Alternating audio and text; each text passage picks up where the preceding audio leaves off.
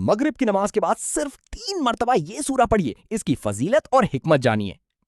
आज मैं आपको वो सच्चाई, वो हकीकत और अपने सीने का वो राज्य बताने जा रहा हूँ जिसने मेरी जिंदगी के अंधेरों को हमेशा हमेशा के लिए उजालों में बदल दी। आज से सालों पहले जब मैं सिर्फ 20 साल का एक नौजवान था, मेरी जिंदगी भी आम लोगों की तरह उलझनों और परेशानियों का शिकार थी। मैं सोचता था कि आखिर कब मेरे हालात बदलेंगे, कब मुझे दर दर की ठोकरों से निजात मिलेगी। उसी 20 साल की उम्र में मेरी मुलाकात एक इंतहाई मुत्तकी, परहेजगार और बुजुर्ग अल्लाह वाली औरत से। वो एक ऐसी पाकीज़ा सिफत खातून थी जिनकी पेशानी पर सज्जों का नूर चमकता था। उन्होंने जब मेरी परेशानी देखी और मुझे एक ऐसा वजीफा अता किया जिसका नाम सुनते ही दिल को सुकून मिल जाता है। उन्होंने मुझसे फरमाया था, बेटा ये सिर्फ चंद कलमात नहीं, ये अल्लाह की गैबी मदद को पुकारने का वो सच्चा और आजमूदा तरीका है जो कभी नाकाम नहीं। आज मैं आपके सामने खड़ा होकर पूरे यकीन और दावे के साथ ये बात कह रहा हूँ कि मुझे ये वजीफा उसी बुजुर्ग खातून ने दिया था, और आज मैं आपको वही वजीफा तोहफे में दे रहा हूँ जो उन्होंने मुझे उस वक्त सिखाया था जब मैं महज 20 साल का था। उस दिन से लेकर आज तक मैंने इस वजीफे को कभी नहीं छोड़ा। मैं ये वजीफा रोजाना करता हूँ, बिला नागा करता हूँ, और मैंने अपनी आंखों से वो मोजिजात देखे हैं जिन पर अक्ल हैरान रही। जब मैंने ये वजीफा रोजाना करना शुरू किया तो मेरी जिंदगी में ऐसे ऐसे रास्ते खुले जिनका मैं तसव्वुर भी नहीं कर सकता था। मुझे हर कदम पर गैब से ऐसी मदद मिलती थी कि मेरे मुश्किल से मुश्किल काम मिनटों में आसान हो जाते थे। गैबी मदद का ये आलम था कि जो रुकावटें पहाड़ लगती थी वो रेत की दीवार साबित। मेरे जहन ओ गुमान में भी नहीं होता था। मुझे दूर दूर तक पैसे मिलने की कोई उम्मीद नहीं होती थी, लेकिन रब एक काबा की कसम, गैब से ऐसे असबाब बनते थे कि मुझे पैसे मिल जाते थे और मेरी तमाम माली परेशानियां देखते ही देखते खत्म हो जाती। ये कोई अफसाना नहीं बल्कि मेरी जिंदगी की जीती जागती हकीकत है कि मुझ पर हमेशा मेरे अल्लाह की खास रहमत रही और आज भी है। मेरे प्यारे दोस्तों, आप भी अजनबी नहीं। अगर आज आप ये वीडियो देख रहे हैं तो यकीन जानिए ये कोई इत्तेफाक, ये अल्लाह का फैसला है कि आज आपकी तंगी के दिन खत्म होने वाले हैं। मैं आपसे दिल की गहराइयों से इल्तिमास करता हूं कि आप भी आज से ही बल्कि उसी वक्त से इस मोजिजाती वजीफे को शुरू कर दें। आपके रिज़्क़ के दरवाजे ऐसे खुलेंगे कि दुनिया हैरान रह जाएगी। बस शर्त सिर्फ एक ही है, आपने ये वजीफा पूरे सच्चे दिल से, खालिस नियत से और कामिल यकीन के साथ करना है। जब आप पूरे दिल से अपने रब को पुकारेंगे तो आपकी हर दुआ कबूल होगी और कोई भी तंगी आपके करीब नहीं भटकेगी। हमारी जिंदगियों में सबसे बड़ी कमी ये होती है कि हम वजीफे तो बहुत करते हैं लेकिन हमारा दिल शक और वसवसों से भरा। मैं आपको यकीन दिलाता हूं कि जब आप इस बुजुर्ग औरत के बताए हुए और मेरे आजमूदा वजीफे को अपनी जिंदगी का हिस्सा बना लेंगे तो गरीबी और तंगदस्ती हमेशा के लिए आपके घर से रुखसत हो जाएगी। अब आपको किसी के आगे हाथ फैलाने की जरूरत नहीं पड़ेगी,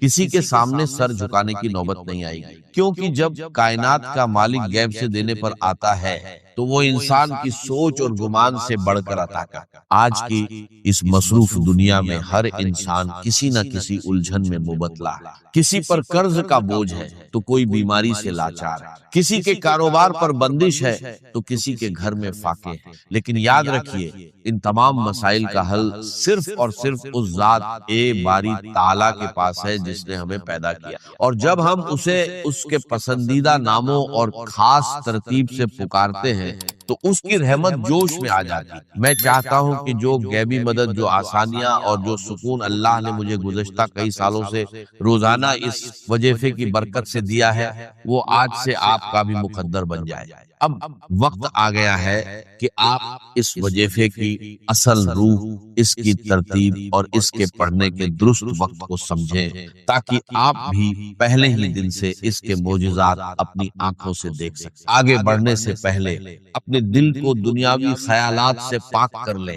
اب وقت آ گیا ہے کہ میں آپ کے سامنے اس معجزاتی اور نورانی وظیفے کا وہ طریقہ اور ترتیب کھول کر رکھ دوں جس نے میری زندگی کو بدلا اور جس کی برکت سے مجھے 20 سال کی عمر سے لے کر آج تک کبھی کسی کے سامنے ہاتھ پھیلانے کی ضرورت نہیں۔ یہ وہ راز ہے جو دل کے تاروں کو ہلا دیتا ہے اور بند تقدیر کے تالے کھول دیتا ہے۔ سب سے پہلے تو اپنے ذہن میں یہ بات بٹھا لیں کہ اس وظیفے کا اصل وقت مغرب کی نماز کے فوراً بعد کا ہے۔ اگر کسی مجبوری، سفر یا مصروفیت کی وجہ سے آپ نماز کے فوراً بعد نہ پڑھ سکیں تو مغرب اور عشاء کے درمیان جتنا بھی وقت ہوتا ہے آپ اس دوران کسی بھی وقت اسے پڑھ سکتے ہیں۔ یہ وہ مبارک وقت ہے جب دن اور رات کا ملاپ ہوتا ہے، جب آسمان سے رحمتیں اور برکتیں خاص طور پر نازل ہو رہی ہوتی ہیں۔ اس وظیفے کی پہلی اور سب سے بڑی شرط یہ ہے کہ آپ نے اسے تنہائی میں بیٹھ کر پڑھنا ہے۔ آج کل لوگوں کی عادت بن چکی ہے کہ ایک ہاتھ میں تسبیح ہوتی ہے اور دوسرے ہاتھ سے موبائل فون چل رہی ہے یا لوگوں سے باتیں ہو رہی ہو۔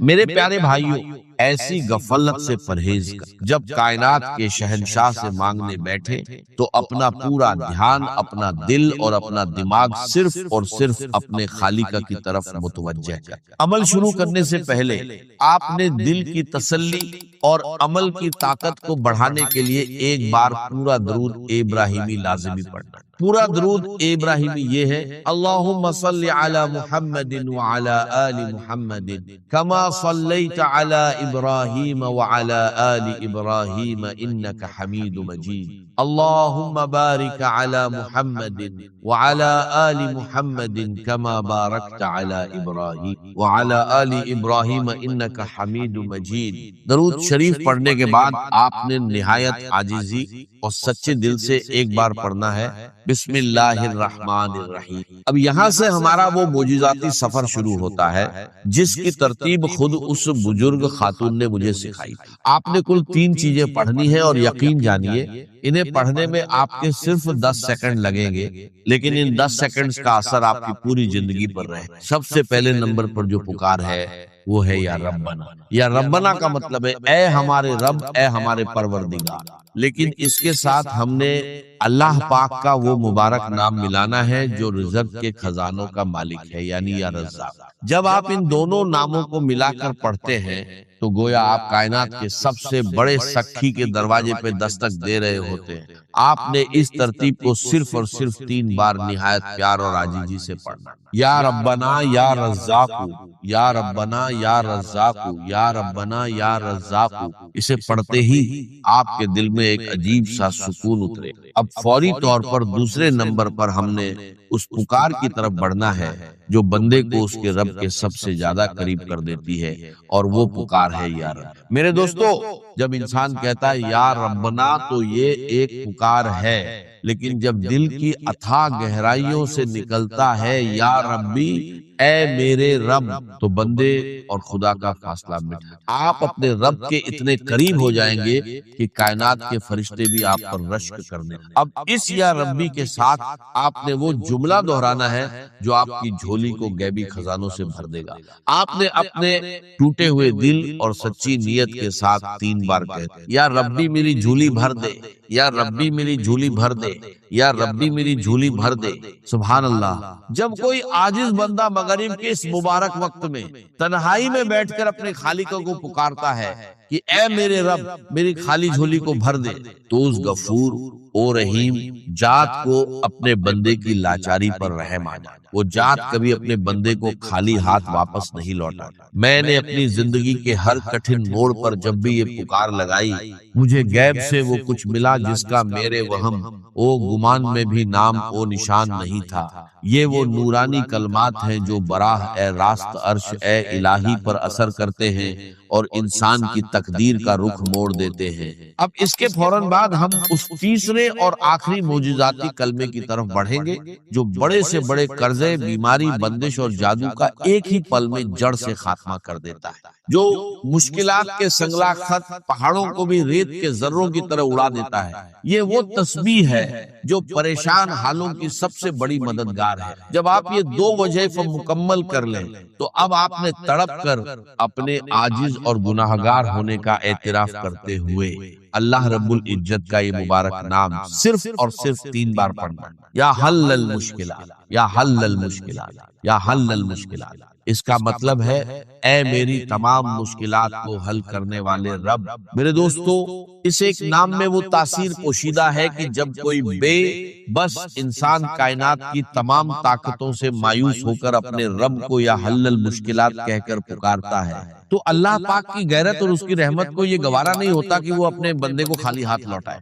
جب آپ یہ تینوں چیزیں ترتیب وار 3 بار پڑھ لیں تو اب باری آتی ہے اس دربار اے الہی میں اپنی فریاد پیش کرنے کی، اور یہاں دعا مانگنے کا ایک سچا عاجزانہ اور خاص طریقہ ہے۔ بہت سے لوگ وظیفہ پڑھ کر جلدی میں ہاتھ اٹھاتے ہیں، 2 جملے بولتے ہیں اور اٹھ کھڑے ہوتے ہیں۔ یاد رکھیے، دعا تو روح ہے ہر عبادت۔ جب آپ نے یہ عمل مکمل کر لیا تو اپنے دونوں ہاتھوں کو اپنے چہرے کے سامنے پھیلائیں، اپنی آنکھیں بند کرے اور یہ تصور کرے کہ آپ دنیا کے سب سے امیر، سب سے بڑے اور سب سے سخی بادشاہ کے دربار میں بیٹھے ہیں۔ آپ کی جیب خالی ہے، آپ کے جسم پر پریشانیوں کے زخم ہیں، لیکن اس سخی کا دروازہ کھلا ہے۔ سب سے پہلے اپنی زبان سے ایک بار پھر پورا درود ابراہیمی پڑھیں۔ اللہم صل علی محمد وعلی آل محمد کما صلیت علی ابراہیم وعلی آل ابراہیم انک حمید۔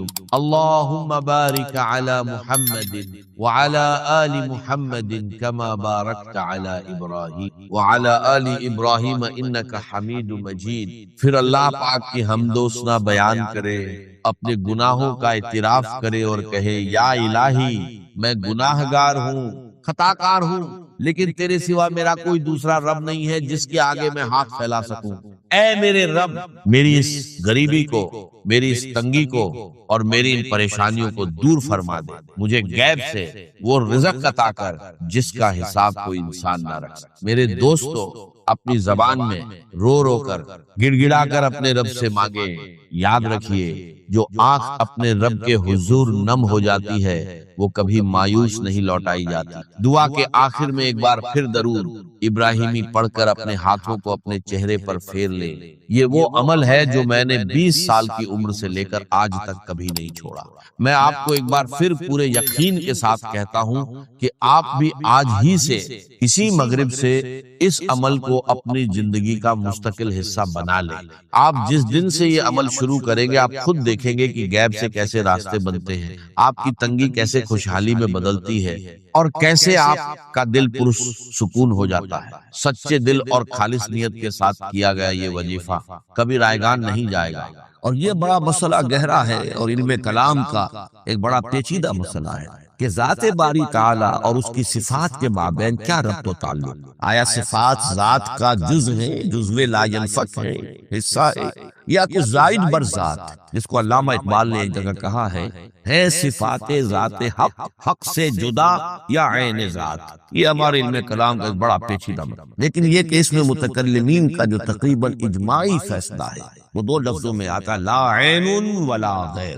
اللہ کی صفات نہ تو اس کی ذات کا عین ہے نہ اس کی ذات سے غیر۔ بہت پیچیدہ شکل ہے، اور یہ بھی اس وقت کا میرا موضوع نہیں ہے، میں صرف کسی اور موضوع کے لیے صرف حوالے دے رہا ہوں۔ بہرحال قرآن مجید کا جو تعلق ہے ذات باری تعالیٰ کے ساتھ، وہ اس مسئلے سے بخوبی واضح ہو کہ چونکہ یہ اللہ تعالیٰ کی صفت ہے، اور صفت کو ہم یہ نہیں کہہ سکتے کہ وہ ذات باری تعالیٰ سے جدا ہے، یہ بھی نہیں کہہ سکتے کہ اس کی ذات کا جزو لا ینفک ہے۔ کچھ اسی طرح کا تعلق ہے قرآن مجید کا ذات باری تعالیٰ کے ساتھ، لیکن یہ مسئلہ قرآن مجید میں خود بیان ہوا، اور سورہ حشر کی آیت میں تو یہ فرمایا گیا، اللہ تعالیٰ نے اپنے اس کلام کی عظمت کو یوں بیان کیا، وہ عظمت کما ہیا، جیسے کہ وہ فی الواقع ہے، اور جس کا کہ گویا کہ پورا ادراک ہمارے لیے اپنی بہت سی محدودیتوں کی وجہ سے ممکن نہیں، لیکن ایک تمثیل کے پیرائے میں سمجھایا، لو انزلنا ھذا القرآن علی جبل لرأیتہ خاشعا متصدعا من خشیۃ اللہ وتلک الامثال نضربها للناس لعلهم یتفکرون۔